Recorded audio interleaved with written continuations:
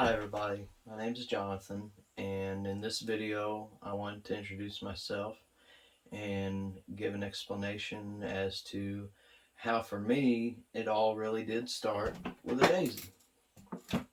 Um, so where I'm at today is I sell gun stocks for daisy BB guns, primarily the slim models. Um, I can do a wide body daisy. I prefer not to, at the moment. I just really enjoy sticking with the slims. It seems like, I have a lot of people looking for them, asking about them, asking for different variations, sizes, lengths. It seems like to each his own on them, you know. Let me give you a little backdrop on how I started and how I got to where I am today. Um, so about 3 to 5 years ago, I got a hold of my old childhood Daisy BB gun, a 105, and it had the gun stock on it was just done. It was rotted, busted, sitting down in my mom's chicken shed for all these years. So I brought it home, I took it apart, got it all cleaned up, and I needed to make the gun stock for it. So, on a side note, I love woodwork. I've got all the tooling that I needed to make the gun stock. So what I did is I spit one out. It looked really good on it, and I thought, why stop there? I can just make a small batch of them, put them on eBay, and see what happens. So I started, and I made a batch, a few different variations, and it was like bam, bam, bam, and I got great reviews on them, positive feedback, and it made me feel real good, that I could actually help people out that were in need. So I started saying, yeah, I can do this, I like helping people anyway. So here I am today, and this is what I'm offering. I offer, just for slim models. This is a newer, modern 105, my boys. It's the buck.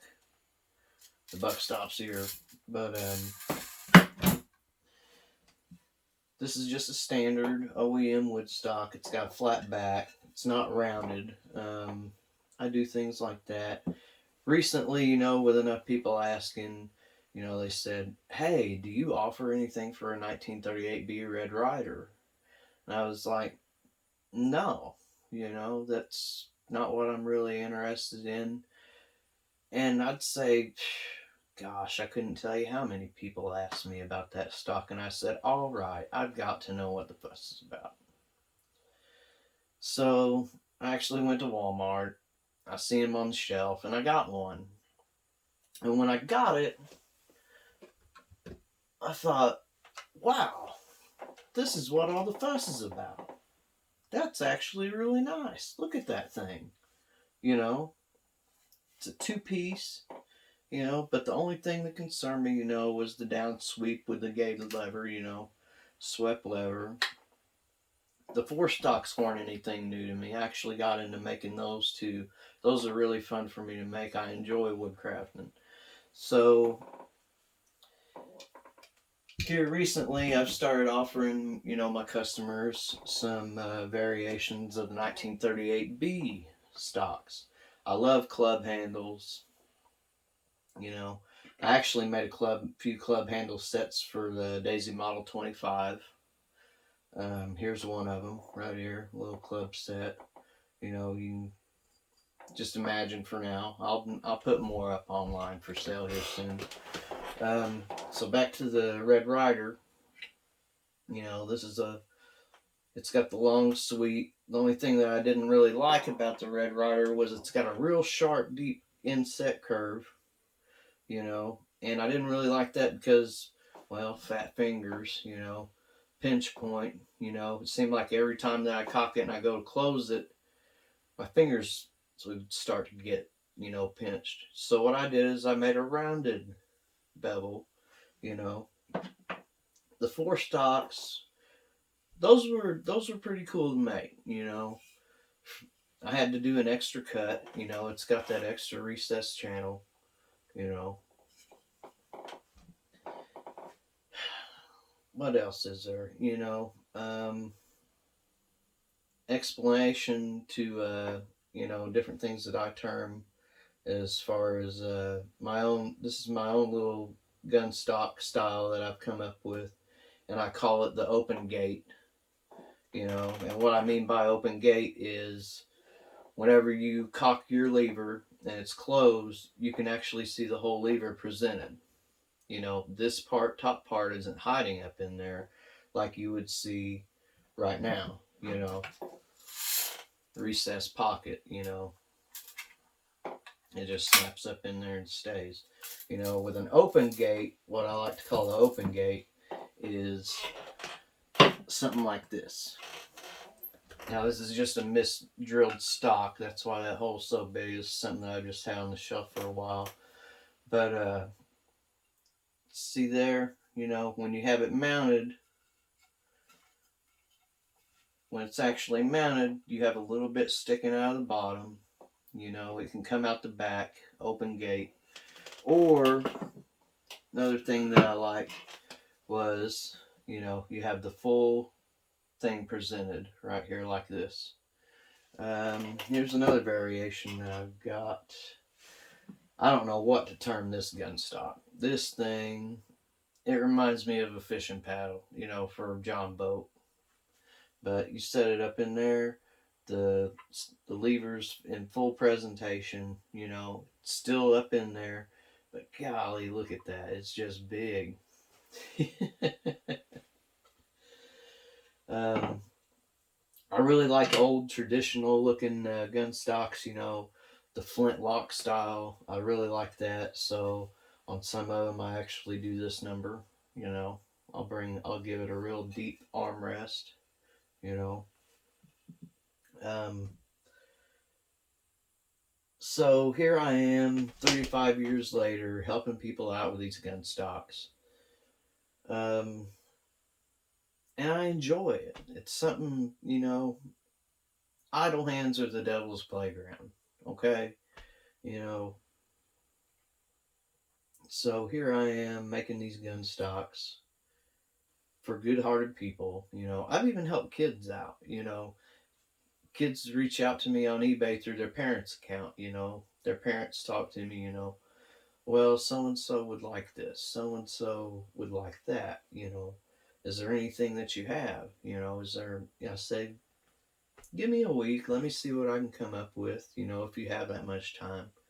And I've helped a few people out that way, and it makes me feel really good that there's a community base. There's actually a customer base and a community base, and I love to feel, that I could be a part of it.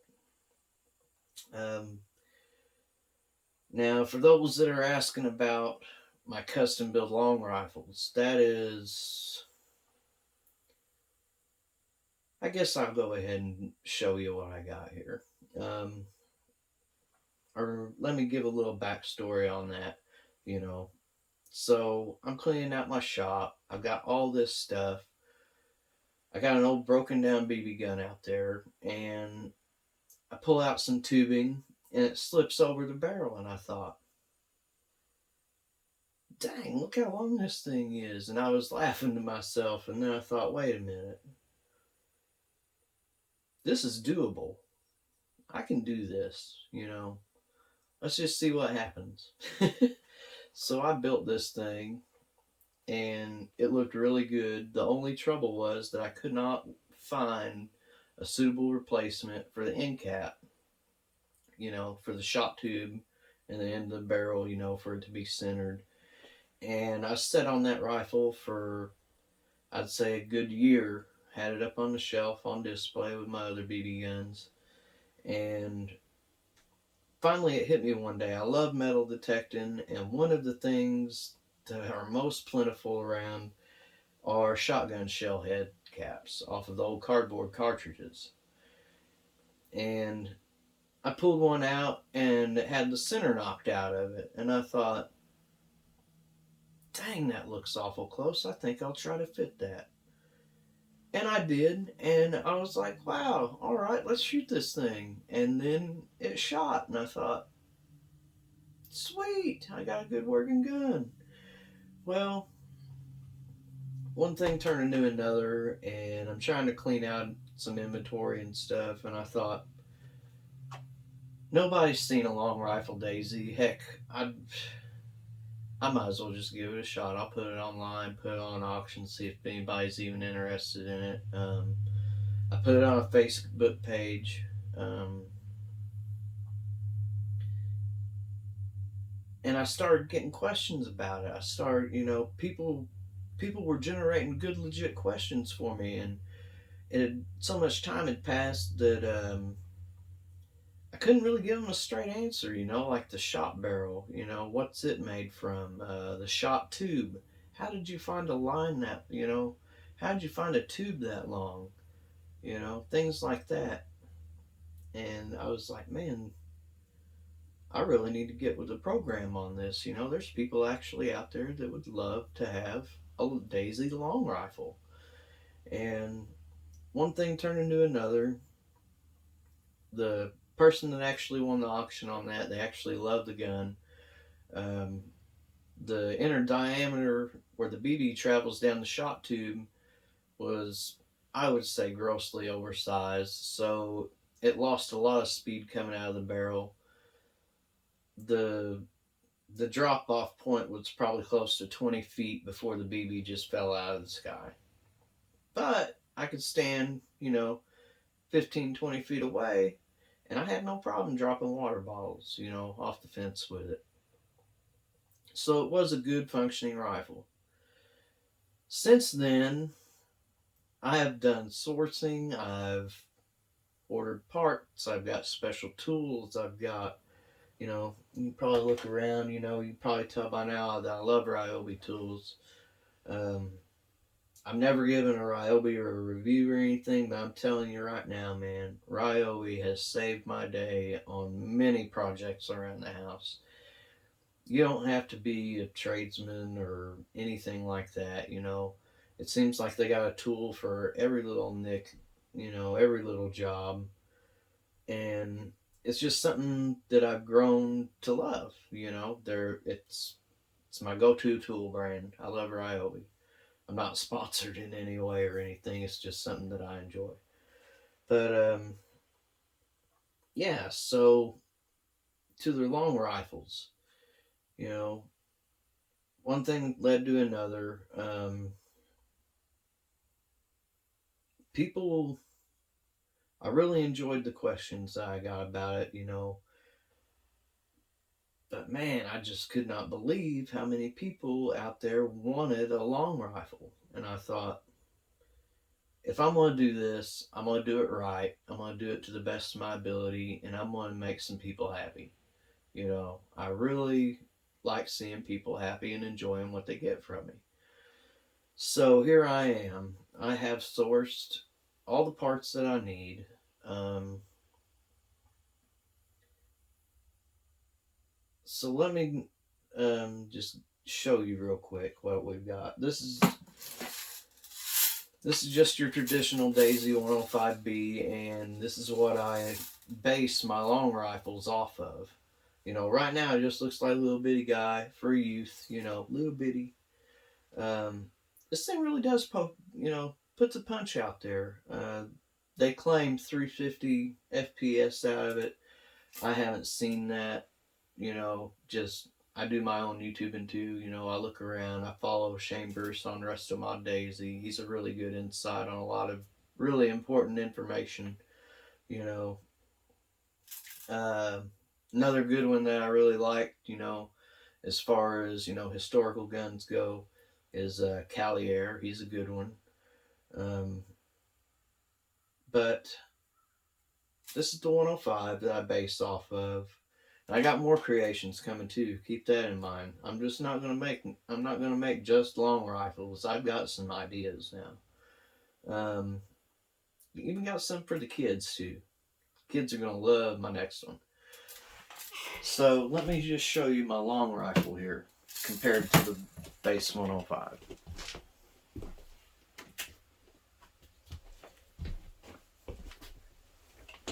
I don't even know if the whole thing will fit in the camera or not. Base 105, Daisy long rifle. I think I got them about evened up. Now, you can see the difference, you know. From bottom to top, just golly, what is that? At least 2 foot of difference, you know, on length.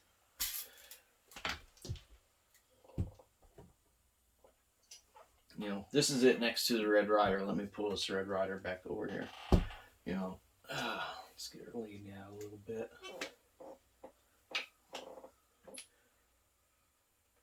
Right there. So you're looking at, no, probably just under 2 foot off of a standard Red Ryder. I really do enjoy building these. These really take me back to like Civil War, you know, Revolutionary War. I know those are flintlock hammer, you know, all that good jazz. But man, it just really it's just really got a nice nostalgia to it, you know. I love history, and I think whenever it comes to my long rifle builds, I put a lot of thought into this, you know, coming up with like cool names and stuff like that. But I also like history, and I like battle site history.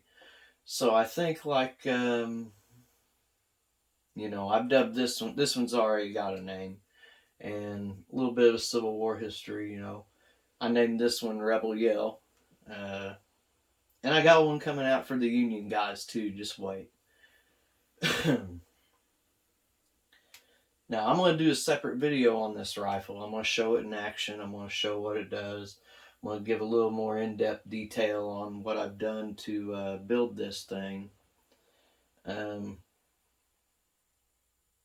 I don't have a chronograph, so I can't give you actual feet per second numbers. But what I can tell you is that I have a Daisy Model 95 that I just restored. And let me grab it too. Let's see what we got here. I just got done, you know, giving this a little restoration work. And it's got a brand new shot spring in it. And I've been firing it. And from the best I can tell, this gun shoots just as good as the 95, you know, with a brand new spring in it. Now, on a side note, you know, this does not have the original factory 105 spring. I went out and I got in touch with a Cobalt 327, and I actually got a HP spring, and it is installed in this. And the reason I went with that is all the added length of the shot tube. You know, it's the travel rate that this BB's got to go down and get out of this tube. It needs all the help it can get. So that's why I went with Cobalt 327's HP, you know, compression spring. But that's a whole other story for a whole other video. So here I am. This is my little workstation. I do all my woodwork out in my other shop. I don't want any dust in here, you know. This is just, my boys come in with broken gadgets here all the time, you know. Between me and the boys, we love doing RC stuff together besides some backyard plinking. So it's just, I'm constantly just upkeeping with the boys. So between the boys, between other daily life things, you know, just bear with me. I think what I put a lot of thought into this. I had a lot of people, you know, saying, man, you really need to make your own YouTube channel. You know, you need to, you know, there's so much we want to know, so much we want to learn about it. You know, how this, why that? So I think my best approach, you know, would be this is my introduction video. I think, I'm just going to leave my intro video up there, explain all this, and for each of my long rifle or other gun creations I come out with, that'll be my next YouTube video. It'll be a breakdown of, each creation, gives kind of more detailed specs on it. Look in the comments, answer some questions, help people out, help people better understand, the details, such. Um, if there's anything that I can do to help you out with slim model daisies and the gun stocks, um, some internal mods, I'm not real. Yes, I love to tinker. I love tinkering. That's how I even got started on that long rifle, that first one, building mine. But if there's anything I can help you with, come on back, ask me a question, check me out. I'm all open ears. I'll hear you out. I'll see what you're interested in, what you're looking for. So that's all I really got for now, guys. Just stay tuned. And I'll catch you on the flip side. Later, y'all.